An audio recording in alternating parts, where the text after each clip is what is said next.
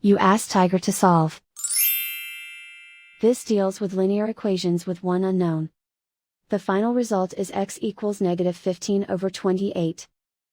Let's solve it step by step. Simplify the expression. Expand the parentheses. Multiply the coefficients. Simplify the arithmetic. Group like terms. Combine like terms. Group all constants on the right side of the equation. Add 15 to both sides. Simplify the arithmetic.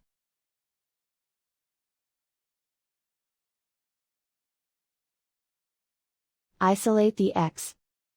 Divide both sides by negative 28. Cancel out the negatives. Simplify the fraction. Move the negative sign from the denominator to the numerator. And so the final result is x equals negative 15 over 28.